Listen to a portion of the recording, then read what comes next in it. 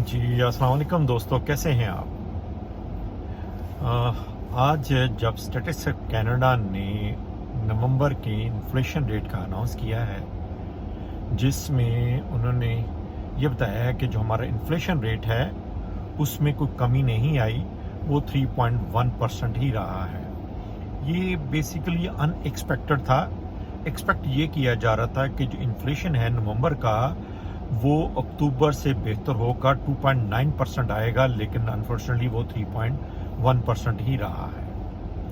अब इस इन्फ्लेशन का डाटा आने के बाद दोस्त अहबाब जो है वो कॉल्स भी कर रहे हैं और पूछ भी रहे हैं मैसेजेस करके, और उन्होंने अपनी थोड़ी सी परेशानी का भी इजहार किया है कि क्या इन्फ्लेशन रेट 3.1% रहने से कहीं बैंक ऑफ कनाडा जो है इंटरेस्ट रेट को बढ़ाना तो नहीं शुरू कर देगा, या इसमें जो उसको होल्ड करने का जो होल्ड कर रहा है बैंक ऑफ कनाडा, इसको बहुत लंबा टाइम तो होल्ड नहीं रखेगा। तो उन्होंने अपनी घबराहट का इजहार किया है, जो कि मैं समझता हूँ कि नेचुरल है, क्योंकि 2022 से अब तक हमारा जो रेट है वो 0.25% से 5% तक बैंक ऑफ कनाडा ने इंक्रीज किया, अपना ओवरनाइट रेट इंक्रीज किया है, जिसकी वजह से जो मॉर्गेजेस हैं वो बहुत ज़्यादा, वो उनमें मंथली पेमेंट में इजाफा हुआ है। जब मॉर्गेजेस में इजाफा हो जाता है तो यकीनन जो रेंट है वो भी बढ़ना शुरू हो जाते हैं। तो जो घबराहट का इजहार दोस्त बाप कर रहे हैं, मैं समझता हूँ वो जायज़ भी है। तो इसको मैं चूँकि बहुत ज़्यादा कॉल्स थी, तो मैं समझता था कि इस वक्त दोस्तों के साथ बताना चाहिए सबसे पहले कि आपने घबराना नहीं है। ये देखें, जो हमारा हार्ड टाइम था 2022 से लेकर 2023 तक, वो अल्हम्दुलिल्लाह हमने काफ़ी क्रॉस कर लिया है, हम उसको पास कर चुके हैं। यस, अगले 2-4-6 माह मज़ीद जो हार्डशिप होगी, लेकिन ये वक्त भी गुजर जाएगा। अब क्वेश्चन ये दोस्तों का था कि क्या bank of Canada inflation rate का डाटा सेम आने से इंटरेस्ट रेट तो नहीं बढ़ाना शुरू कर देगा? ऐसी कोई बात नहीं है दोस्तों, मुझे नहीं लगता।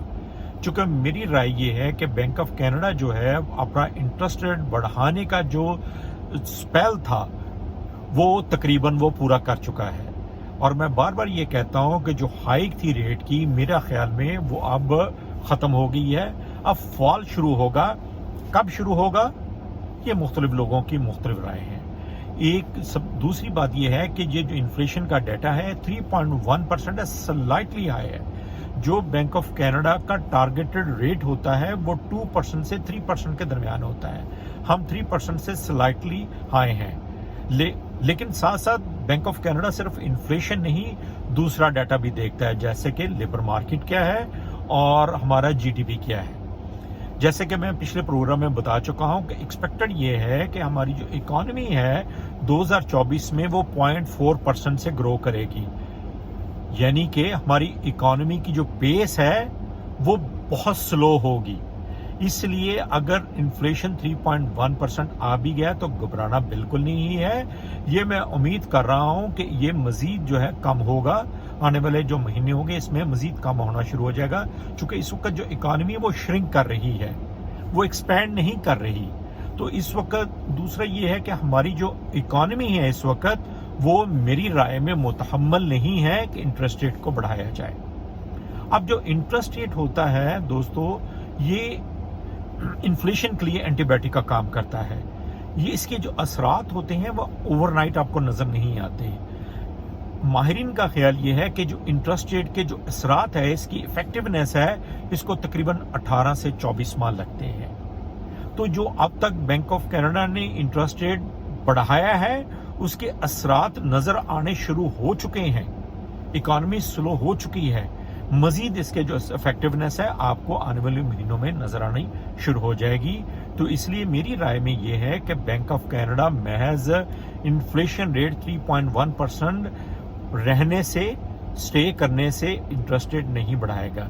इसके साथ साथ जैसे मैं बता रहा हूं कि दूसरे फैक्टर जो है लेबर मार्केट है और आपका जीडीपी है, ये फैक्टर्स को देखते हुए, इन इंडिकेटर्स को सामने रखते हुए उसके बाद वो डिसीजन करता है कि इंटरेस्ट रेट को बढ़ाना है या मेंटेन रखना है। लेकिन जनवरी में जो मीटिंग हो रही है, मेरी राय में इसमें बैंक ऑफ कनाडा रेट को होल्ड रखेगा اس کے بعد جو اپریل میں میٹنگ ہوگی اس میں ڈیٹا کو انالیسس کرے گا. اس انالیسس کے بعد وہ ڈیسائیڈ کریں گے کہ ہم نے انٹرسٹ ریٹ کو کم کرنا ہے یا اس کو سسٹین رکھنا ہے.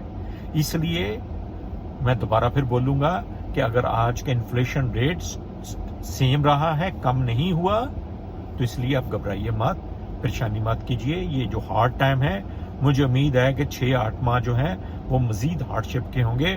اس کے بعد انشاءاللہ آپ دیکھیں گے 2024 میں انٹرسٹ ریٹ میں کمی ہونا واقع ہونے شروع ہو جائے گی. تو ہوپ فلی آج جو آپ کی کالز آ رہی تھی، میسج آ رہے تھے، آپ نے جو آپ ایک گھبراہٹ کا اظہار کیا تھا، اس چھوٹے سے بلاگ سے اس گھبراہٹ میں انشاءاللہ کمی آئی ہوگی. انشاءاللہ آنے والے دنوں میں آپ کو مزید خوشخبریاں ملیں گی. اپنے دوستوں کا خیال رکھیے. انشاءاللہ اگلے پروگرام میں آپ سے ملاقات ہوگی. اللہ حافظ.